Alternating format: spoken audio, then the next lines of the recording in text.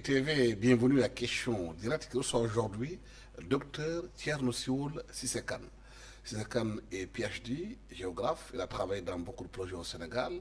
Et parmi ces projets, beaucoup de Sénégalais ne le savent pas, il fait partie de ceux qui ont fait le tracé de BRT, le fameux BRT dont on parle au Sénégal. C'était en 2004 avec le président Abdoulaye Wade. Donc le projet de BRT vient du président Abdoulaye Wade. C'est important à souligner. Mais aujourd'hui, on ne va pas parler de BRT. On va surtout se concentrer sur la conférence qui va bientôt lancer le colloque mondial de la Tidjania. Le colloque mondial de la Tidjania prévu au Sénégal au mois de décembre. Samedi, il y aura ici à Dakar, ce samedi passé, parce que cette émission est diffusée le dimanche, il y aura une conférence de presse pour parler de ce colloque. Cissé, merci d'avoir accepté notre invitation. Pourquoi un colloque mondial de la Tidjania au Sénégal? Merci Alassane. Bonjour à tous les téléspectateurs. C'est un honneur et un plaisir pour moi de venir dans vos bureaux, dans vos locaux, parce que j'ai beaucoup de respect pour le travail professionnel que vous faites. Merci. Et je voudrais vous féliciter pour la qualité de vos émissions. Merci. Le colloque mondial de la Tidjania est une initiative qui s'est imposée suite à la rédaction d'un ouvrage que j'ai eu à faire en 2018 qui s'intitule Jawahirul Ma'ani. C'est un livre qui a été écrit par Cheikhna Ahmed Tidiane Chérif lui-même et donc avec son disciple Ali Harazim radiallahu anhu. Donc j'ai traduit une partie du livre et de fil en aiguille je me suis dit au lieu de faire une cérémonie de dédicace, c'était utile de faire quelque chose autour de Cheikh Tidjane. Et quand j'ai commencé à approcher les intellectuels sénégalais, les imams, l'idée a prospéré en moi qu'au lieu de faire une journée Cheikh Tidjane, de faire un colloque. Et plus on avançait, plus les autorités religieuses bénissaient le projet, à commencer par Sidi Abdel Moutalib Tidjani, mais aussi tous les khalifes généraux de Tidjane de ce pays. Et donc, de fil en aiguille, on en est arrivé à l'idée que le Sénégal devrait l'organiser.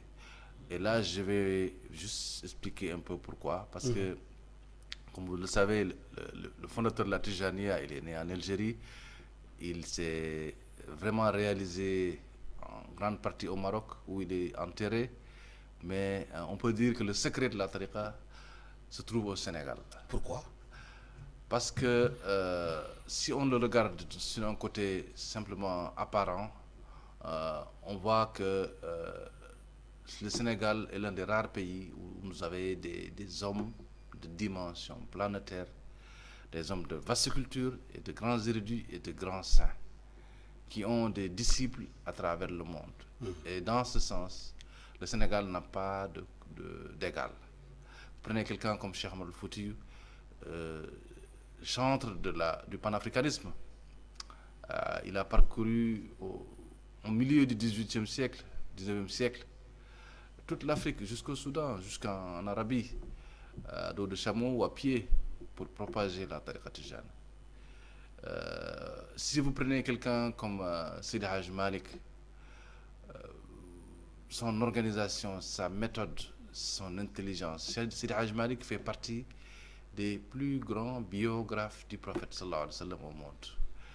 Et il a étudié au Sénégal.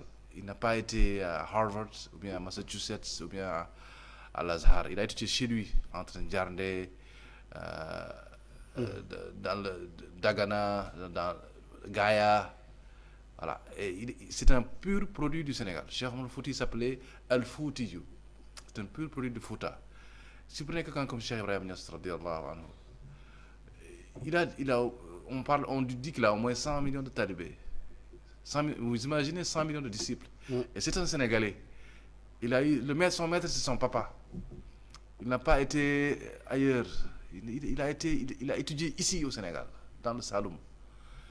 Vous prenez quelqu'un comme Sidi Haj Mohamed Saïd Bar. Si vous allez au Dakar, vous avez 1 million de fidèles, rien que des hommes, qui ont décidé d'abandonner tout et de passer 10 jours à adorer leur Seigneur. Il n'y a pas un dossier qui n'est pas résolu là-bas. Quand vous adorez votre Seigneur de cette manière-là, aussi pure, aussi rustiques et aussi désintéressés. Et ces hommes-là, ce sont quelques-uns parmi des dizaines d'hommes de dimension planétaire. Je peux penser à Thierno Hamé Babatar, qui a été le maître de 313 Qutb, 313 pôles. Et aujourd'hui, si on a cette intelligentsia arabophone, c'est en grande partie grâce à Thierno Hamé Baba. Ils ont tous étudié ici.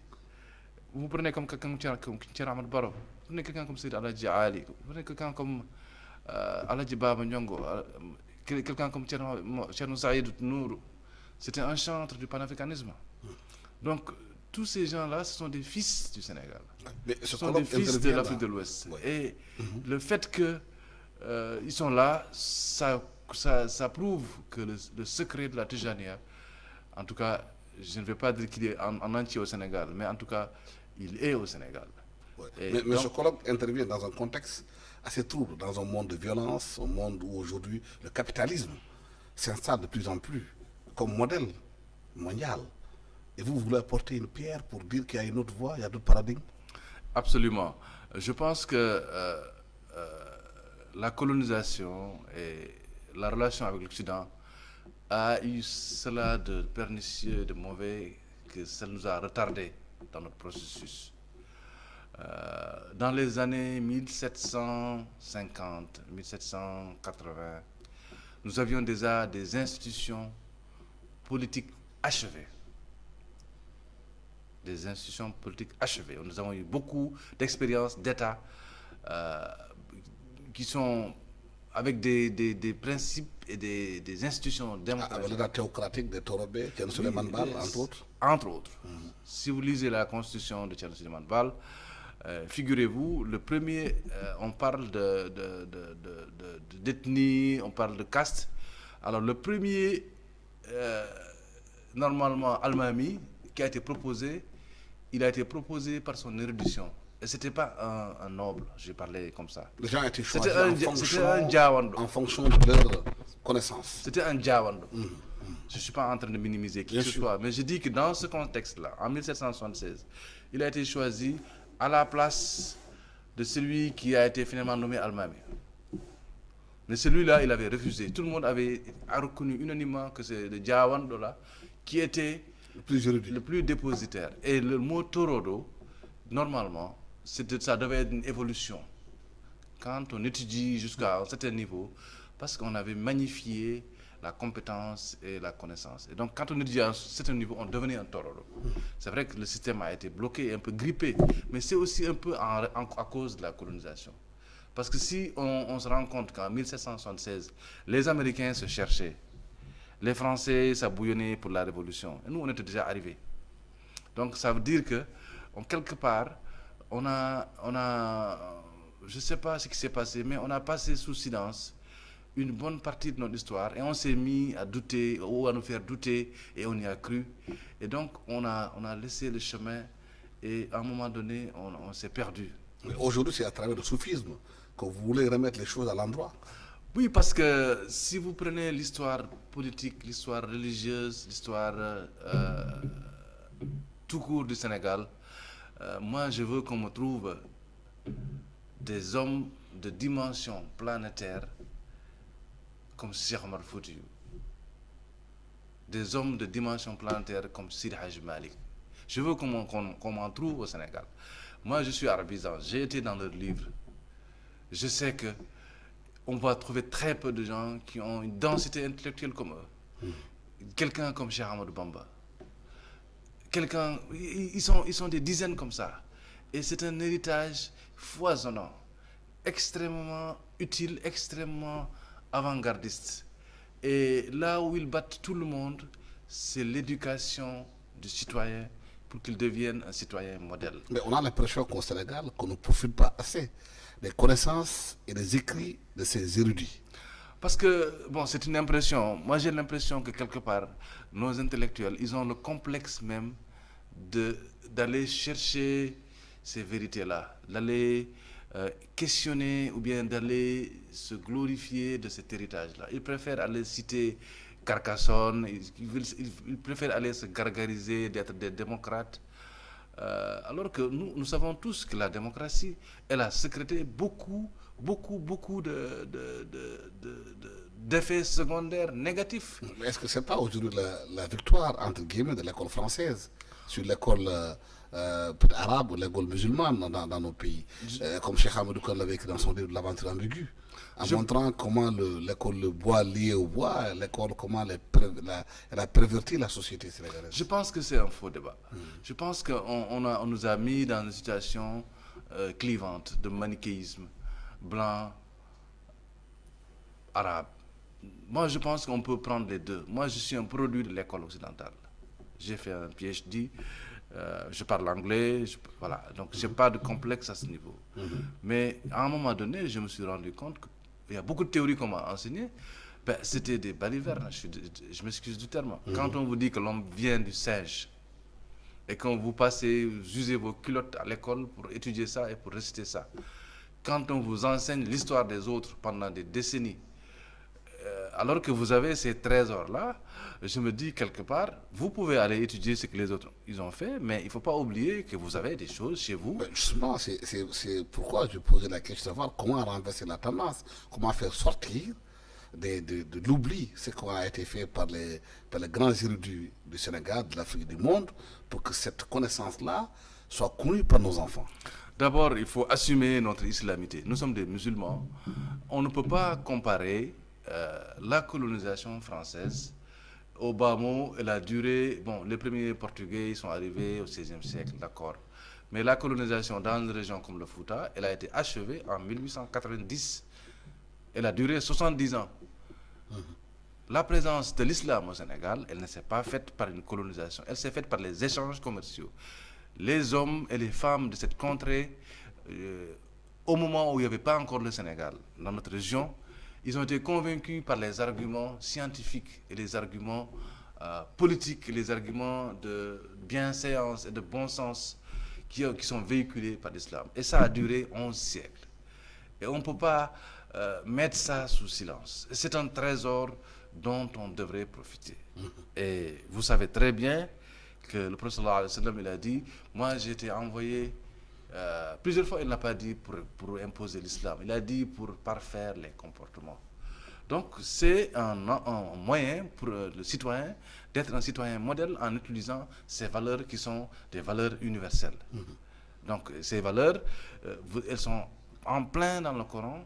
Elles sont en plein aussi, elles ont été mises en pratique en plein, partout, par ces hommes de dimension planétaire, qui étaient des hommes droits, qui étaient des hommes justes, qui étaient des hommes assidus dans leur observance de la religion. Et j'ai l'impression que des fois, parmi les intellectuels, il y en a beaucoup qui ont ce complexe de s'affirmer comme étant des musulmans. Ouais. Mais aujourd'hui, face à la turbulence du monde, à la violence qui monte un peu partout, au modèle occidental qui semble s'imposer un peu partout, l'islam soufi face aux défis contemporains. Comment cet islam soufi peut-il défier justement le contemporain?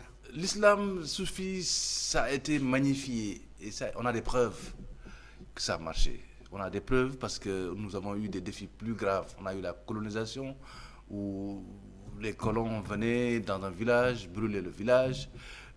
Une université comme Pire qui a été incendiée. Ils prenaient des guides religieux, ils les exilaient.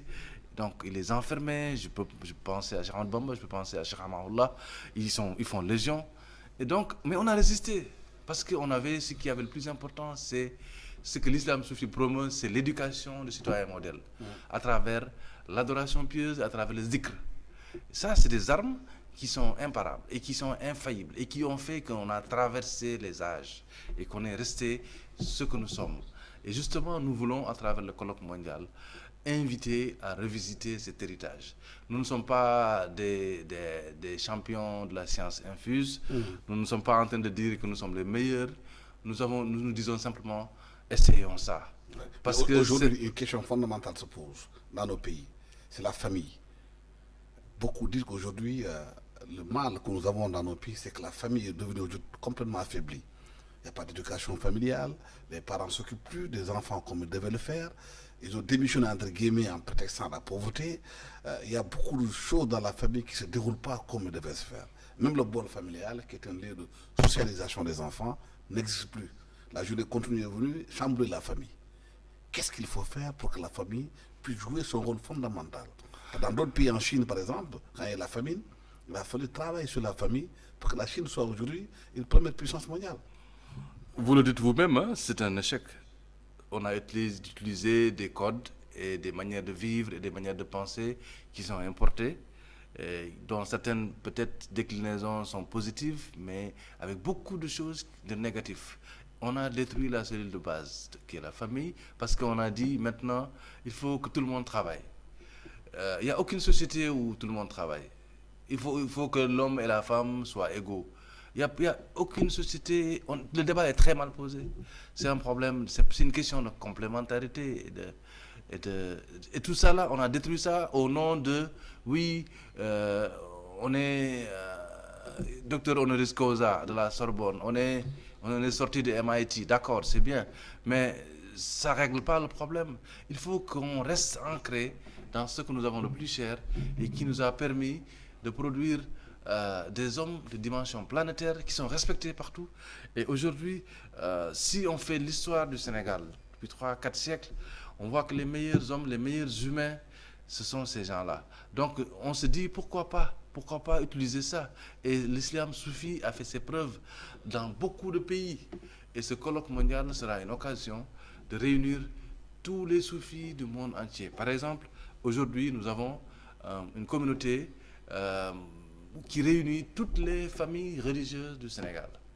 Et personnellement, j'ai fait au moins 10 000 kilomètres avec mes collègues pour aller expliquer le concept à toutes les familles religieuses du Sénégal, y compris les familles religieuses qui ne sont pas tidjanes. Et tout le monde applaudit à cela. Et je me souviens, il y a un des khalifs qui m'a dit, vous êtes en train de faire le dialogue national. Mais nous allons au-delà du dialogue national. Nous voulons faire quelque chose d'universel. Parce que l'islam soufi ne prétend pas avoir la solution. Mais l'islam soufi a donné des preuves. Et l'islam soufi se veut comme étant une plateforme de contribution. Et justement, notre rêve, c'est que le Sénégal, qui est un pays chouchou, béni de tous les pays, qu'il puisse fédérer, qu'il puisse être une terre facilitatrice de solutions. Tout le monde est d'accord actuellement que nous avons des problèmes dans la manière de résoudre des questions essentielles. Le développement, le chômage, l'emploi des jeunes. Il n'y a aucun qui a réussi. Dans aucun pays, on a réussi. Donc, le plein emploi, il n'existe nulle part. Mais je prends juste 2 exemples. Le premier exemple, c'est la résolution des conflits. Vous savez très bien que dans notre région, qui est une poudrière, nous avons essayé, avec les Nations Unies, déplaçant des dizaines de milliers de soldats. Mais c'est des budgets, c'est des milliards. C'est des milliards. Donc, il y a des gens qui n'ont pas de quoi manger. Vous mettez des soldats. Et puis, ça n'a jamais rien résolu. Donc, on va continuer comme ça, jusqu'à quand? Vous prenez nos ensembles régionaux.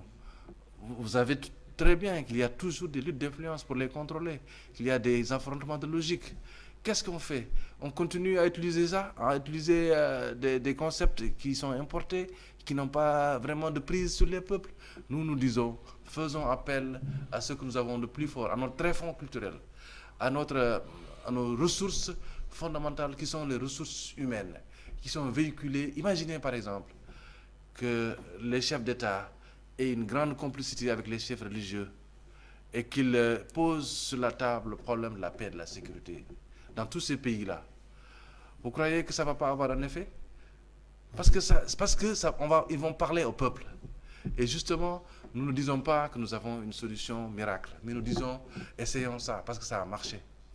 Je me souviens très bien de tout le travail qui a été fait par Aladji Saïd Nourou Tall à un moment donné, pour pacifier notre région, pour même le Sénégal, le rôle qu'il a joué dans la création d'un État moderne.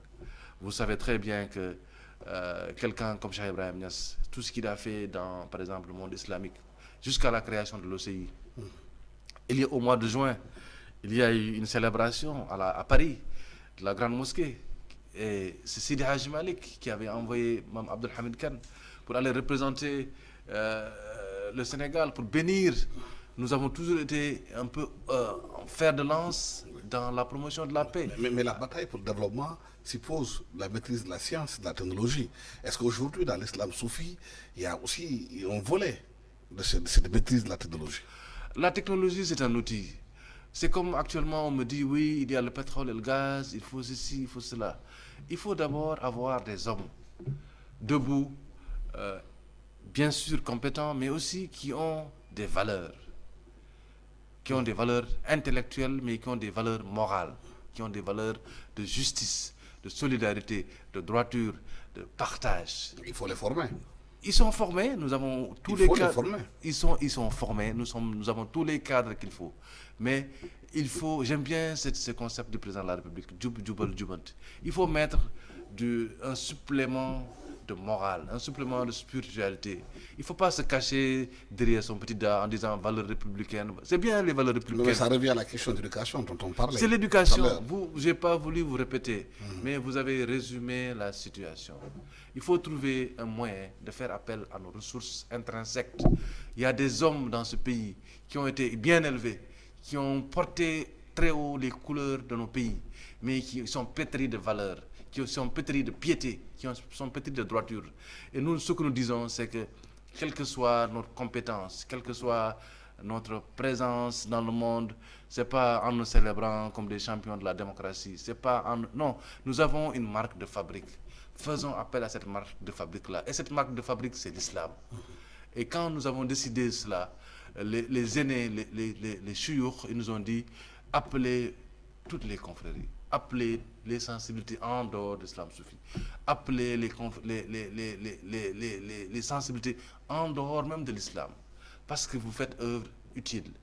Et aujourd'hui, nous avons avec nous plus de 150 intellectuels des universitaires sénégalais. Vous serez surpris de savoir quand on dévoilera les listes. Nous avons tous les imams, chaque calife nous a mis avec nous un représentant. Et ça ne s'arrête pas là. Nous avons des représentants dans tous les pays du monde. Et le leadership politique dans tout ça? Pardon? Le leadership politique dans tout ça, quelle est leur part de responsabilité ou bien même de prise en charge de ces questions? Notre rêve, c'est que le Sénégal, qui est un peu un pays phare de l'islam soufi, se prenne de ce projet et qu'il l'utilise, parce que nous avons fait ça pour l'humanité. Nous sommes Sénégalais, nous sommes fiers de l'être. Et l'État dans tout ça, les politiciens dans tout ça, ceux qui sont en lead politique? Nous avons commencé le processus il y a 4 ans. Et quand nous l'avons commencé, nous avons écrit aux autorités. Et donc nous avions eu le plaisir d'obtenir le parrainage du président Macky Sall, qui a reconnu l'intérêt. Et nous avions déjà même fait des séances de travail avec ses collaborateurs. Et j'aimerais saluer mon frère Haj Makhtar Sissé, puisque nous avons beaucoup avancé dans le processus. Et après cela, il y a eu un peu des soubresauts, donc nous avons un peu dit qu'on va attendre jusqu'à ce que la situation revienne à la normale. Mais le président Macky Sall nous avait déjà soutenu dans la prise en charge politique du projet. Et les nouvelles autorités, vous avez pris contact avec elles? Nous avons de grands contacts avec elles. Je suis très content aussi parce que nous avons commencé le projet avec beaucoup de membres de la nouvelle équipe. J'aimerais saluer mon frère Cheikh Omar Diagne, qui a été un des premiers à croire au projet, et avec qui nous avons fait des séances de travail déjà en 2019, mais aussi le ministre Amadou Tidiane Won et d'autres. Et nous avons écrit à son Excellence Monsieur le Président de la République, et nous avons même eu une séance de travail avec le ministère des Affaires étrangères. Je pense que c'est en bonne voie. Oui, nous lui avons écrit. Bon, nous n'avons pas encore reçu de réponse. Je pense qu'il y a beaucoup d'urgence. Mais j'ai bon espoir que le Sénégal se saisira de ce levier qui est sien et pour lequel il est reconnu et respecté. Et je peux vous dire que ce projet suscite de l'espoir à travers le monde. Parce que nous avons un groupe où il y a plus de 500 membres, issus d'au moins 50 pays, avec de très très grands intellectuels, mais surtout avec toutes les familles religieuses. Et j'aimerais saluer vraiment l'engagement de toute l'équipe qui travaille avec moi dans ce projet, qui est un projet qui veut être comme une alternative pour apporter ce que nous avons de plus fort en nous, c'est-à-dire notre tréfonds spirituel. Voilà, merci infiniment, docteur Thierno Sioul Sissekan, d'avoir été avec nous sur ce plateau de ITV à question directe pour parler des colloques que vous allez bientôt tenir ici au Sénégal. C'est au mois de décembre. C'est un colloque mondial de la Tidjania. Le thème, c'est l'islam soufi face aux défis contemporains. Merci à toute l'équipe technique qui m'a accompagné pour la réalisation de cette émission. Merci. Au revoir.